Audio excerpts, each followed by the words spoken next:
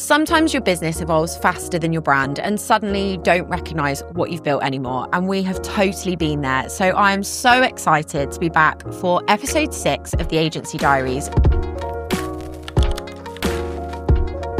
Possibly one of my favourite guests that we've had so far. Not that you're allowed favourites. But Matthew, thank you so much for being here. I appreciate it. Thank you so much. I can't believe you're on the pod with us. I feel like I've jumped the queue.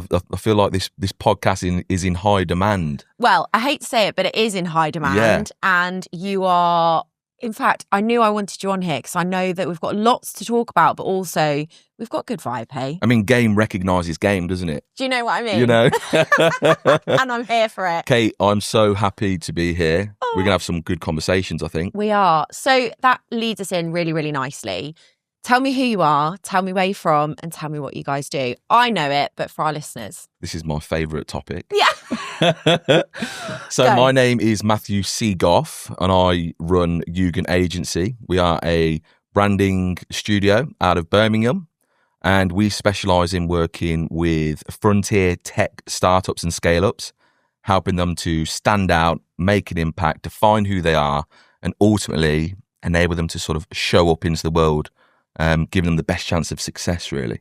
Love that. So let's just go back into agency world, right? So the Agency Diaries was set up out of a little bit of frustration, a little bit of, I feel like I'm always on my own. And we've got a good vibe. We talk a lot. And I think what's really important to me is that we open that floor for agency world, agency life. So you are in the agency world. Mm-hmm. You have a branding studio. But let's just go into a little bit around like what you guys do, because branding is huge. The topic itself is massive. Like, what do you guys specialize in terms of, you know, the output of work? And also, like, what are you sick at? What are we sick at? Okay, again, another topic that I absolutely love. First of all, you're right. Just touching on the agency topic, it can be a super lonely place. It's bloody hard, right? So yes, being able to have these types of conversations where people know that, you know, the struggles, the pains, the wins, the downs, it's a constant ebb and flow, isn't it? So being able to have these conversations where people can riff off each other, learn what levers they should be pulling, what trapdoors they should be avoiding is super important. So you're right, branding is a huge topic, right? We've got time though. We've got time and we can get into it. Branding is a huge topic. Really, what we're here to do is to help you differentiate ultimately, right? Okay. And right now, in the age of AI, right, super hot topic, it's never been more important because, frankly, branding and design, right, visual identities, has never been more, frankly, accessible to a lot of people. Everybody can do it. Everybody can get branding. Everyone can get logos, right? But that just means that because it is more accessible, it means everybody else in your category is also, you know, can also access that stuff, right? So it's never been more important. Everybody gets to look good now, frankly, without a designer. So it's now super important to be able to find that white space. What is that area where nobody else is occupying in your category? And how do we position you both visually, verbally, in terms of your positioning, your messaging, how you talk? How do we put you in that category so you are a category of one? Yeah. Right? Because people are always going to be doing their due diligence. If they're looking at working with you, a company, they're going to be doing their due diligence, right? They will line up 8, 9, 10 different companies that perhaps are doing the same thing, and they're all comparing them against each other. So what we need to do is make sure that when they come across your brand, you are distinctly differentiated, so they know that you are a different kettle of fish. Yeah. They cannot be compared to these other people. And now I'm really interested in having a conversation with this company. Yeah. And it's interesting, isn't it? Because, you know, we've spoken about AI, or we have a lot outside of the pod, but it is, you know, it's something that's coming into all of our worlds, whether it's agency world or whatever outside of that. And it's only going to evolve. And I think, you know, when you think about branding, it's like you say, the most important part to it is the foundations. Mm-hmm. And that's where you guys like excel at what you do. you know, we sit in a really creative world and we have designers, we meet brand agencies, you know, all the time. And I think what really stood out to me when I first met you was like, you are on the forefront of what you're doing. Like, you are changing up what design is. And I think for me, that's what really stood out when I first met you. It was, these guys really understand what's in my head, number one, which is I don't even understand that. Yeah. But also, two, how to then articulate that. And that then goes back into that. Exactly. And with something like design, right, it can be so subjective. And how you translate words, ideas, frankly, if you're outside of that world, you've got it in your head, you know it's in there somewhere. How on earth do you articulate that? How do you explain that? How do you get that out of your head? That's our job. Yeah. So it's our job to sit down with you, understand what you stand for, understand what your goals are, understand where you want to take your brand. And it's our job to distill words into something visual, so that we can put that back in front of you and hopefully get that wow moment where you go, I don't know how you did it, but whatever was in my head, this is what I'm looking at, and I absolutely love it. Yeah. Yeah.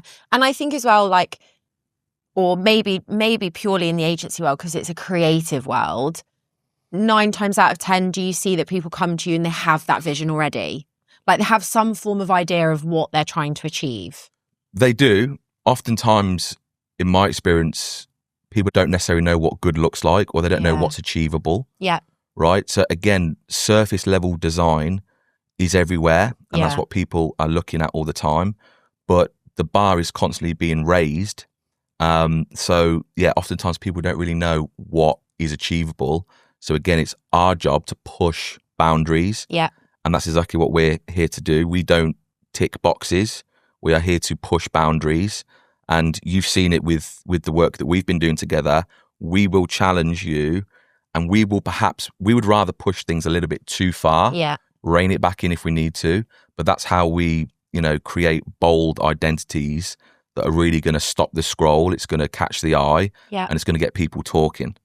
So maybe that's a good time to mention why we've been working together at a really top level. Okay. Oh, first look. This is exciting. Oh, so our agency is looking at the next sort of stage of the new era, let's say. And you guys have obviously been supporting us with that. And I think the whole process of working with you on that has been really interesting for me, because our agency started as me on my own, and I was a freelancer, and now this is like the next evolution of it. So to have experts like you guys who are so good at what you do and can just challenge me, which is also a really important part, isn't it? It's that, you know, challenging and not going, yeah, Kate, you're right, because actually you're experts. I'm not at branding, which is why I've asked for your support, right? But I think it's a really interesting journey for me, and it's also a bit of self-discovery. I feel like we're doing a bit of that as well. Like, it's how can we take a brand that's just me and evolve it into more so an identity? Yeah. Again, what got you here isn't necessarily going to get you where you need to go, right? And don't get me wrong, there is a time to bootstrap. There absolutely is a time to bootstrap. We work with a lot of early stage startups, and just as much as we do with later stage startups and scale ups. There is often times where we will talk to somebody and we will tell them to save their money. We'll say, do not invest in this right now because you need a little bit more clarity, or there's better use of your funds, for example, right? So there is absolutely a time to bootstrap, but you will know in your heart when that moment is, when you have sort of reached that plateau, or something inside you will say, we need to level up, because the way that we are being presented right now, we have outgrown. And again, we see it oftentimes in our industry with tech startups. They outgrow themselves very quickly. They're constantly raising, they're constantly validating, perhaps they're pivoting if they're slightly earlier. So yeah, it's a very fast-paced environment, and oftentimes you will be putting yourself out there. Your business may have moved on, but the way you are being presented, what people see is still perhaps where you were 12 months ago. I know how far we've come in 12 months, right? A lot can change for a company in 12 months. So if you're still putting yourself out there, you're not necessarily sort of representing yourself. You're doing yourself a bit of a disservice. Yeah. Right. So I think it's important that when that moment feels right to you, to listen to that and to explore avenues to say, okay, I've got big ambitions of where I'm trying to take my brand. Perhaps we're expanding, perhaps we're pivoting our niche slightly, whatever it might be. Super important to make sure that you are putting your best foot forward, because people are, that's a credibility checker. Yeah, massively. Right? People are going to be looking at your brand and they are going to be making a snap judgment. Yeah. Right? In your world with marketing, right, what you do is you amplify, right? You turn that dial up to 11 and you get all these eyeballs, right? But in my opinion, the best marketers in the world, if they're amplifying a brand that is unmarketable, it's futile, because sure, you might get eyeballs on it, but if they're going to bounce off the website, if they're not going to convert, if they're not going to buy your product, if they're not going to talk about you in the way that you want to be spoken about, it's futile. So I think oftentimes it is the foundational stuff. People often don't realize, they think I need marketing, but really what you need is to have a kick-ass brand, understand your positioning, understand how you talk to people, understand how you provide value to people, and then the marketing can be turned up to 11, and they got all the eyeballs on you, and they're talking about your brand, because it stops them in their tracks, and they say, I need to talk about this brand, I need to share this with people in my circle, because what they're doing is freaking awesome and they look amazing. Yeah. And I think, and again, I can only talk from our experience, we got to a point where I knew our branding needed that moment. So is that something you see a lot? Like, do you see, especially in the agency world, people come to you and they know that now's the time? Because that's how I felt when I knew it was time to look at it. Yeah. Oftentimes there's these sort of key inflection points in a company's journey. Yeah. And again, in our world, maybe they're raising, maybe they are commercializing, they're looking to go to market, they're hiring. Yeah. There's all these key inflection points, and that's usually the moment where people say, okay, I think we need some help here. I think we need to do something else. So yeah, they often do come to us. Yeah. And there's usually a pain point there, or there's an immediate goal that they're trying to achieve, and they know that the work that we do can help them achieve that. Yeah. And I guess the other part to that as well is, and maybe again, it just sits in our world and less so in the world that you're in with tech. And again, tell me if I'm right or wrong, not my niche, don't know enough about it. But in our world, being, a founder, and that founder identity also really dovetails into the brand identity. So it's almost like two identities that are in sync, isn't it? Yeah. But does that add a layer of complexity as well? Like, how do you intertwine a founder identity and a brand identity? Because that's an interesting one as well. Yeah, it's really tough. And again, it's something that is very personal to the founder, right? Again, they might have built their career behind this brand, this name. Yeah. And at some point they'll realize that that's not necessarily going to carry them where they need to go. So being able to let go of that and trust that this pivot or this expansion, this rebrand is the right call for them. Yeah. But it's super tricky, because at the end of the day, this is your baby. Yeah. This is something that is your life's work. Oh, isn't it? Right. So it takes a bit of gut, right? Yeah. Bit of letting go. A little bit of conviction, letting go, and just trusting the process, really. Yeah. But I'm not going to lie, it's hard. And you do have to surround yourself with people that want the best for you and know what they're doing, frankly. And they can help you get there. But it's tough. And in a world that is full of, this morning I was sat on my phone whilst I was having my coffee, and I was like, there's just content everywhere right now. There is noise. You go on TikTok, you go on YouTube, you go on Insta, you go on websites, like there's noise everywhere. So standing out is so important. And when you go back to that white space piece, again, that is also really important, isn't it? Because every market is crowded, every market is saturated, but it's finding the niche and the sweet spot of how are you going to stand out in that online space? And you guys excel at that. We're living in an attention economy, aren't we? Like, everyone is short for time. And again, everyone is kind of blending in with each other, especially because, like I said, design is, it's never been more accessible. Yeah. So everyone is looking the same. They might look equally good. They might look equally mediocre. They might look equally bad, but they're looking the same. So it's pretty simple for us, and it's one of the first tests that we do when we work with a new client is we line up 10, 15, 20 of their competitors. We'll just put them side by side. And what we find is, okay, for an example, if it's in the climate space, everything might be a shade of green. And you're looking at it and you're just seeing everything just blends in, okay? Yeah. So what we do is we look to create an identity that if we were to put you in the middle of that, that's going to jump out at you. Yeah. Because that's exactly what is happening when people are looking for solutions in your niche. Yeah. So again, finding that white space. And there's different ways to differentiate, right? And it doesn't necessarily have to be the visual identity. It could be in how you talk. Yeah. Right? It could be how you position yourself. So there's different ways to position yourself differently. The important thing is just doing something so that you are distinctly differentiated, so that you cannot be compared against the others. Yeah. Because when you're compared against the others, that's all you are. Yeah. Right? You are one of them. Yeah. We want people to come to your brand to go, okay, you're different. What do you do? How can you help me? And now you've got that foot in the door. And you're a leader. And you're a leader. And that's why we vibe. And that's why we vibe. And you know what? It's owning your category that's one of the biggest things that we say that we do. It's leading that category.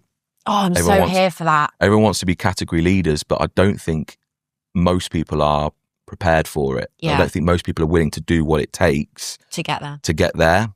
If everyone could lead a category, they would. But it's hard to do because it does take a little bit of conviction. But the results speak for themselves.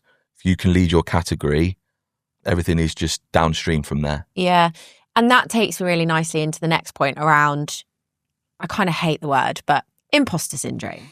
I feel like your brand it's your visual identity. It's, like all the things we said, it's how you show up, how you talk, everything about it. Like when I walk into a room, I'm the brand right now, right? So imposter syndrome kicks in sometimes, doesn't it? When it's like, oh God, if you start to doubt yourself and you start to like navigate away from your brand identity and all of those things, that to me is massive when you think about branding, because exactly like you're saying with categories and lots of noise, how do you lead your category?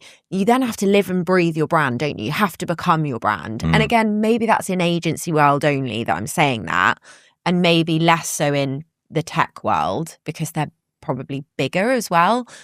But for me, like imposter syndrome, if I flick and I go into, oh God, I'm not quite sure about our brand, or, oh, I'm not, I don't quite think this is right. That's not living and breathing what we've created and what we've spent so much time and conviction on. So that must go massively into what you guys do as well, right? Absolutely, yeah. And you do need to take a leap of faith and trust the strategy that you're going into. Yeah. Again, we don't do anything blindly, right? There's a lot of companies out there that will design. Yeah. Okay. What we do is we take the time to really understand the strategy behind it. And that's what you've got to do. If it's all based on that strategy, or, you've got it's a bit of a wayfinder for you. It's something that you always come back to. And we talk about it all the time with websites, for example. Any design decision that we make, we're always looking back to the strategy. We're looking back to the personas that we've created together. And we're asking ourselves, how does this decision benefit persona A? How does this decision benefit persona B? Because if it doesn't, then you've got to ask yourself that question. Is this something we need to be doing in the first place? Does it require more consideration? Do we have a deeper conversation on this? Or if you say, yeah, absolutely, this is going to solve that problem or it's going to serve that person, then it's a no-brainer and you've got to do it. Yeah. Imposter syndrome, I think, it's easy to compare yourself against others, right? Again, I think it's a sign that you are striving for excellence though, because you constantly are sort of fearing, am I doing this the right way? Yeah. Right. So I just think that, if you're going to compare it's so easy to compare yourself against others when you see them day in and day out. Yeah. God knows that's so true with design. I look at some of because I live and breathe this world, I look at some of the best brand work that I've ever seen. Yeah. And something that I want to strive towards. But again, equally there's other, maybe aspiring agency owners, freelance creatives that are considering coming into this world will perhaps look at our work and I'll say, wow, like I want to get to that level. So it's easy to compare. But I think, you know, you've got to be on that journey. It's a journey. It's a journey, right? And you're in competition with yourself. And I think if you just constantly strive for excellence to deliver the best that you can, that's truly how you own a category. Yeah. And I totally back all of that because, you know, the best piece of advice I was ever given was if you don't back yourself, nobody else is going to back you, right? So that shows in that brand piece. Like if you take on a new brand or you have a new brand designed for you and you're not like, it's not going through your veins, literally, like that's how deep this is for me, right? Because I'm so passionate about what we do. But if you don't have that feeling in that brand, you're never going to live and breathe it. You're never going to show up and be fully that brand and own it. You're never going to be a leader in that category. And that's why you guys stood out to me, because I want to be a leader in our category and I want us to be the very best at what we do. And that's why I was like, you guys are the guys for us. So it's that excellence piece. It's that standing out piece. It's that we're not just creating a brand that might see us for a year. We're creating longevity, right? Yeah. Which is really exciting. Yeah. No one wants to be creating throwaway work. No. Right? So again, it's one of those things that if you're going to do it, you should do it right. Yeah. And also if you want to own your category, I think that you need to be able to stand behind the brand that you're building. That's why we take our clients along that journey with us. This is not a done for you process. This is a done with you process. Like I said earlier, this is your baby. And we want to make sure that you are on that journey. You are creating it. We're creating this with you. Yeah. We're just helping, again, to translate thoughts, ideas into something tangible. So by bringing you along that journey, you're building that. Yeah. So it gets, you know, it's easier to get buy-in that way because again, you're building it. So it's easier to get buy-in that way. And it's something that once done, you understood what it took to get there. So now you've got that confidence, that clarity, that conviction behind what you've built. And that will translate into how you show up for your beneficiaries, your clients, your customers. That will show up because now you've got confidence in who you are and how you want the world to perceive you. Yeah. And it's a really interesting point, isn't it? Because when you think about, so in our marketing world, we call them personas, right? Which is what you just touched on. It's those audience personas, who you're trying to talk to. Now we call them ICPs, right? So it's your ideal customer profile or customer persona, right? So for us, a big learner over the last sort of few years has been understanding that customer. And I thought I knew what that meant. But over the last 2 years, now I really know what that means. And I live and breathe their understanding. And I think for us, that was a massive turning point of now we truly understand seasonality, peaks and troughs, like their thought processes at different times of years. That gave me like the green light to go, now is the time for you to look at branding. Whether that's right or that's wrong, I think being, you know, truly authentic and real, like for us, that was probably the massive turning point, because you can't be everything to everyone. You can't show up and be 1,000 things. And that's why for us, it was that flipping point for the branding piece. That's why positioning is so important. Yeah. Understanding what's going to resonate with your audience is so key, and it can't be underestimated. So that's why that positioning piece is so important. And again, how your identity translates into whatever the core touch points might be, whether it's your website, whether it's your pitch or sales deck, whether it's your marketing materials, your app, you know, it's you need to understand what's going to resonate with people. And you're right, you're not going to be able to please everybody. So you need to understand who is your ideal ICP. How do I position myself so that I can speak directly to them, so that when they land on my website, they feel catered for, they feel like they are home, they feel like this is for them, and it encourages them to keep scrolling past that fold then we lead them on into the next section, and then there's a call to action. Yeah. And they book that call, and then they convert. Yeah. And do you think, again, in agency world, do you think sometimes we, and I'm saying we because I know I've definitely done this before, overcomplicate stuff from a brand perspective? It's so easy to overcomplicate. Yeah. Absolutely. It's so easy to overcomplicate. And that's why people come to us. Again, we work with a lot of deep tech. Yeah. We work with a lot of things, with a lot of companies that are building things that are unfamiliar. So they get so wrapped up in the tech jargon of it all. And then they think that that's what people are necessarily going to care about, or that's what's going to make them invest. That's what's going to make them buy from them. So it's our job to simplify that complexity. And how do we distill this real impressive thing that you're building? How do we distill that down as something that is palatable, something that's understandable, something that people can read and frankly just get it? Yeah. And it's easier done than, it's all, people think that it must be really complicated to do that. Yeah. But it's not. You really, I'm lucky. I get to be the dumb person in the room. Yeah. And that's a really privileged position to be in because I don't need to understand, all of the complexities about it. I get to ask those dumb questions. So what do you mean? They'll say, okay, well, we take this and we put this in this machine and then the output's this. I don't care. Yeah. Like, tell me, what problem is it solving? Yeah. And who's it solving it for? So how do we take that really complex idea, distill it down as something that is understandable so that people can go, oh yeah, of course, I get it. Yeah. I understand it. And that's why people come to us. And tech's a really hard industry to streamline and bring it back to the foundation of, like you say, what's the problem that you're trying to solve and how can we really simplify that? Yeah. So it's an interesting one, isn't it? Because I think agency world isn't quite as complicated, is it? Frankly, we work with some of the smartest minds in the world, right? We work with scientists, engineers. They are, frankly, geniuses. But in my experience, they're pretty much hopeless when it comes to how do we commercialize that? How do we take this cool tech idea and how do we turn that into something that is commercially viable? So that's what we do. We sort of bridge that gap between innovation and commercialization. Yeah. And that is, that's our superpower. Yeah.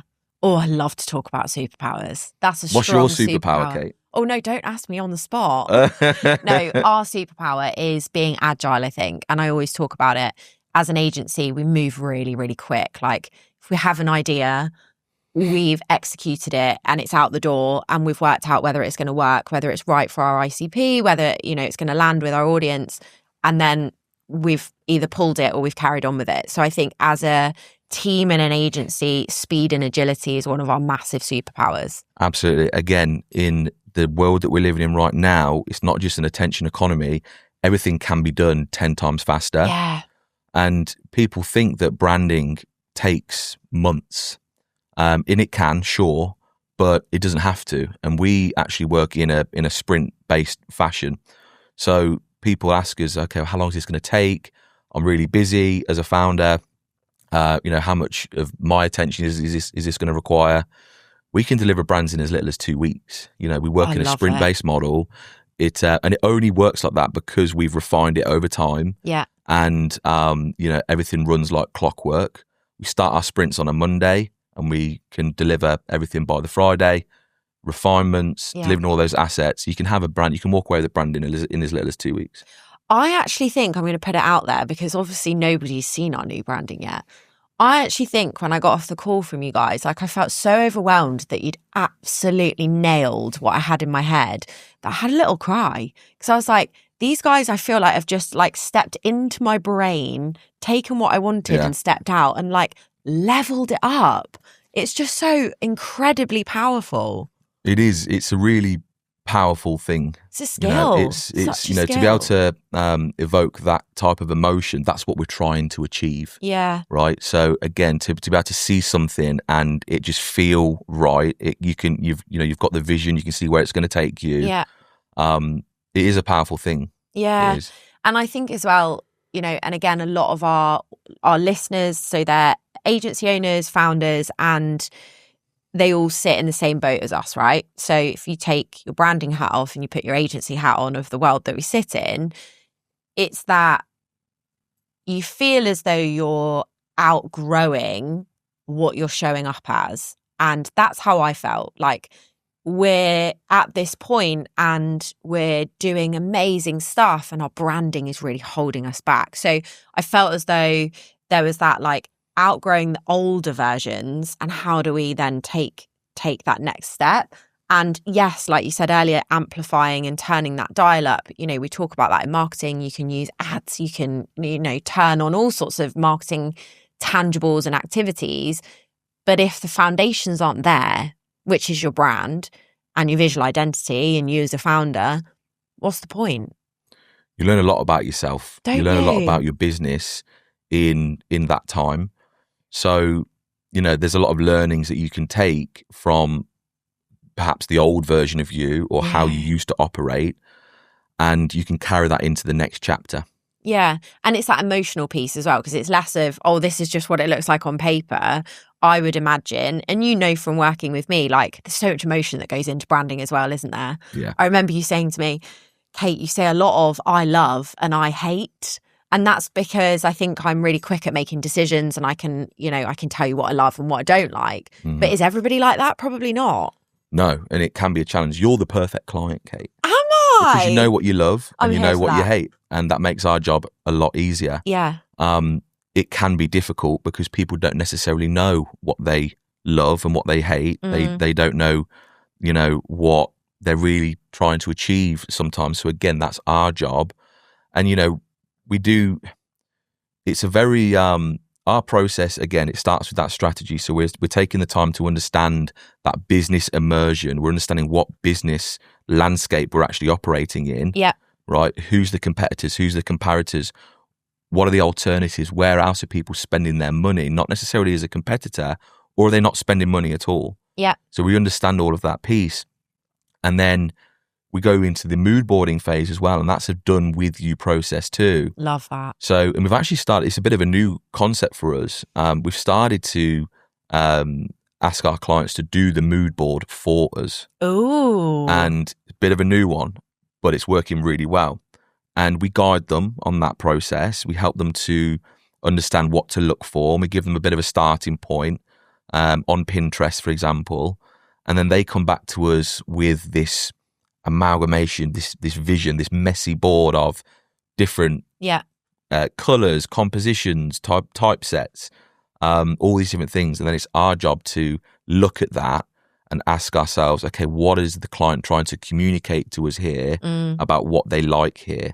So I'm seeing a lot of pastel tones, or I'm seeing a lot of serif typefaces and stuff like that. So it's our job to distill that down and unpack the different aspects to that vision. Yeah. And then we bring that back to the client in a bit of a refined mood board. And then that's the sort of visual anchor that we now work towards. So again, when we deliver that, we can say, look, this is where we started. This is, you know, as a reminder, this is the goal. This is what we're trying to achieve. Yeah. This is what is going to resonate with your ICP. And here's what we're thinking. Love that. Because again, in agency world, most people are creatives anyway, really deep down, aren't they? And they probably have quite a good idea of the visual piece, or a little bit. At least they'll know colours and stuff. Which is a good point, because it leans me into really nicely. It's like you knew the segue from, you know, in the agency world, we're not reinventing the wheel. There's thousands of branding agencies. There's thousands of marketing agencies. And what we are doing is, you're doing exceptional work and we're trying to do exceptional work in our categories, right? We're trying to be leaders, aren't we? And we will be leaders, may I add. But it's the difficulty of being an agency, and I find this is a really interesting one, being an agency, but showing up and not being faceless. And what I mean by that is, and we've spoken about it a lot, haven't we? Especially through our brand process with you.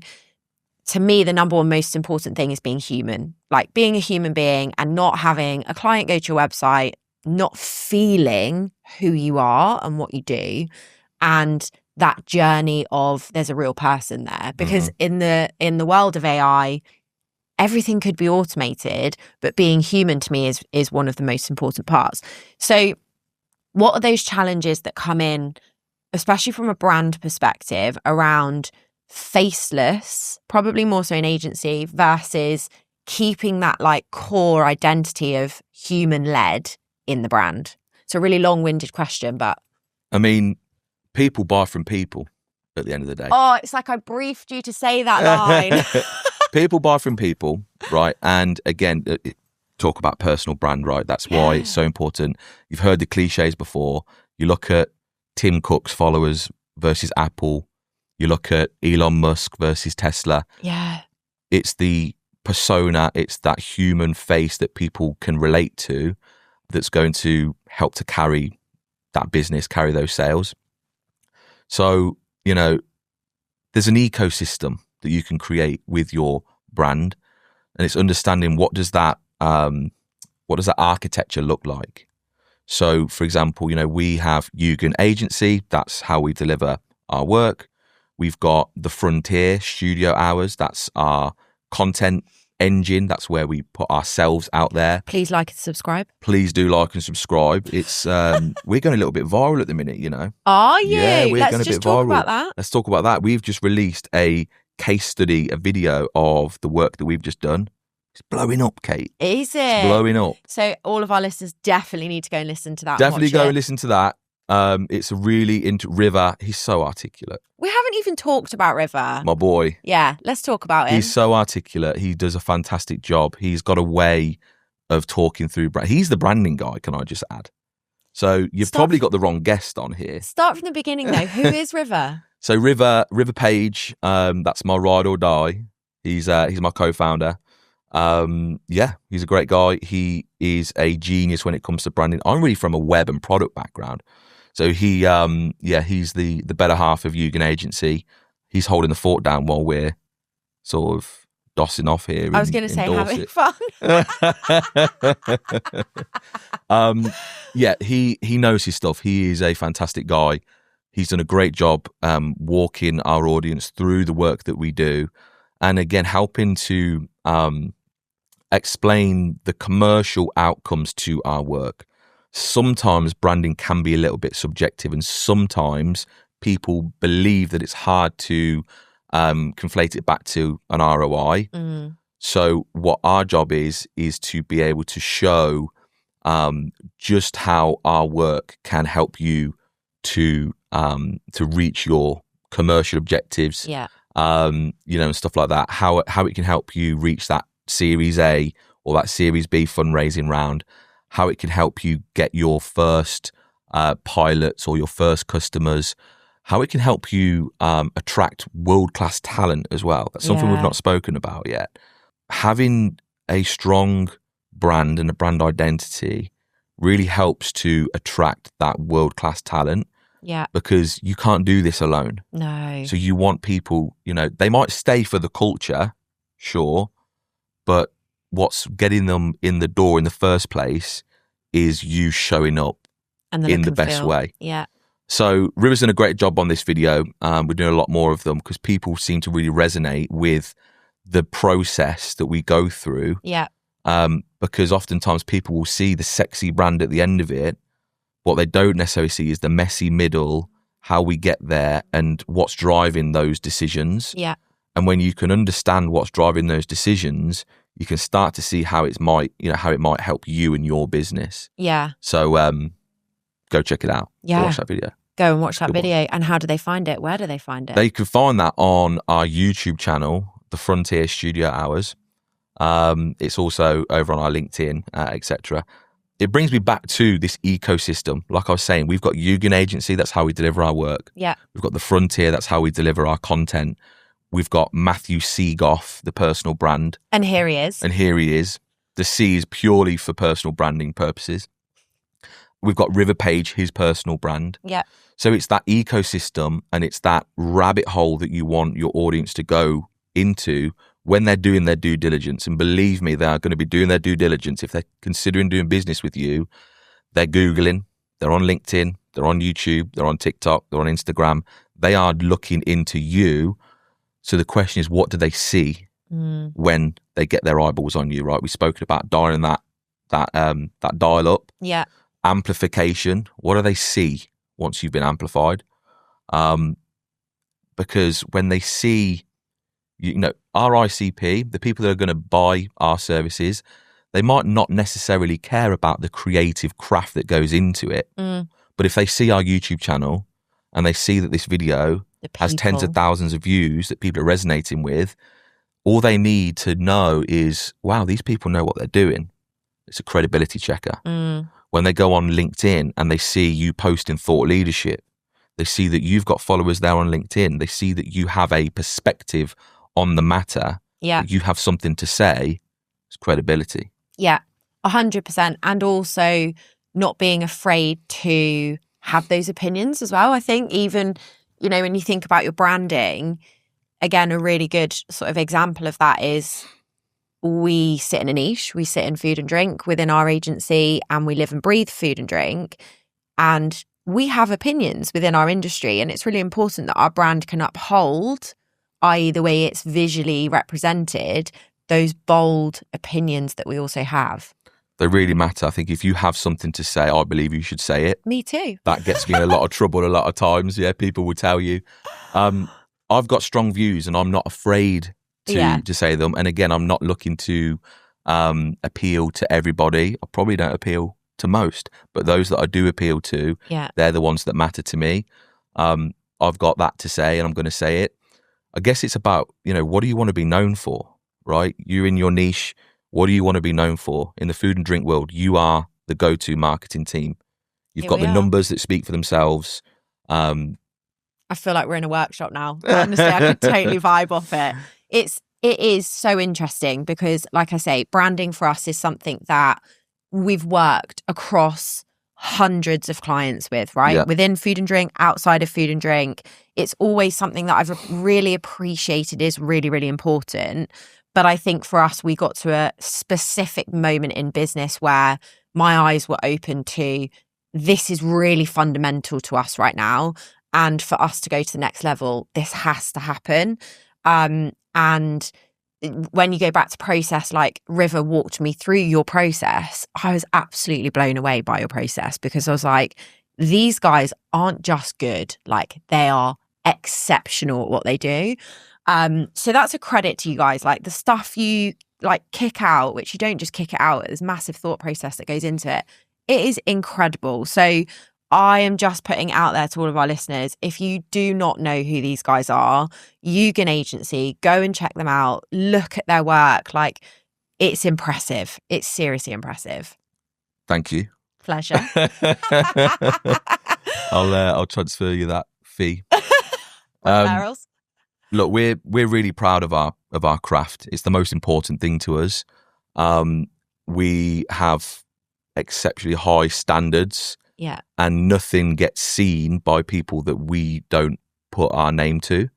So, and that's tough oftentimes because again, it means that we are, sometimes brand needs a little bit more time in the oven. It's just how it goes. In the design world, when you're coming up with these creative solutions, design needs space to breathe. And this is what I've found as being an agency owner. That's why I need a team to help me because oftentimes, I don't have the space that design warrants and deserves. When you've got so many different hats that you need to wear. I'm a finance director. I'm in HR. I'm in HR. Yeah. We love those lives. Chief banter officer. Yeah. Which, by the way, we are chief banter officers, aren't we? Chief banter officer. It's these are full-time jobs. Hold on. CBO. CBO. Matthew C. Gough, CBO. Kate Williams, CBO. Yeah. Oh, I can't reach you. Here for it. Look, it's these are full-time jobs. They are. So as you know, you've got to wear all of these hats. I imagine sometimes for you, marketing is hard because again, it needs time, it needs solution, it needs thought, right? And I always talk about my favorite thing when I get overwhelmed, like you've just said, design, it sometimes need more time in the oven. I need to go and sit in a dark room sometimes with no technology, just because sometimes marketing is really hard. We're not like superhuman, right? So showing up 10-10 all the time is not a thing. It's not a thing. It's got to come from somewhere. And, you know, we are solving problems. That's what we do as agency owners. We solve problems. The design world doesn't always have obvious solutions. So, you know, there'll be times where I might be chipping away at something for a week, 2 weeks. And it's not until I'm in the shower, not to give anyone the thought of me being in the shower. I might be in the shower and the solution just comes to me. Yeah. I said, that's it. Yeah. And I'll go back to the desk. I'll get River on the call. Yeah. And we'll work through it, and it's there, and it just clicks. Yeah. So you got to give it time to breathe. You've got to give it time to breathe. And I think it's really fair to say that some of the strongest brands that I know and that I love and that I look up to, they're not necessarily the loudest, but they are they have the most clarity. And I think that's so important. And that's something that we've touched on multiple times today. Clarity is key with brand. Clarity will win 10 times out of 10. Yeah. 100%. Yeah. That's all we, you know, the work that we do is often the art of removal. It's subtraction. It's saying, you know, how can we get across our message in the simplest way possible? Yeah. So we don't need to, you know, sometimes people will come to us with a grand idea, and it's like, you got to strip it back. Yeah.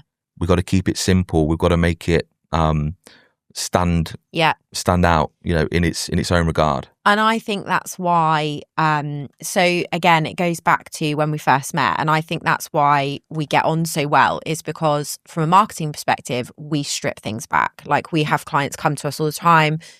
There's 1,000 things going on, and we strip it right back to the foundations, and we go into, okay, let's just lay the right foundations, with branding being key to that, and how can we then amplify it, right? But when we first met, like, I remember we were at an event, weren't we? And you walked in. I think I'd had a few too many gins, actually, the first time we met. Sounds like you. Sounds like me.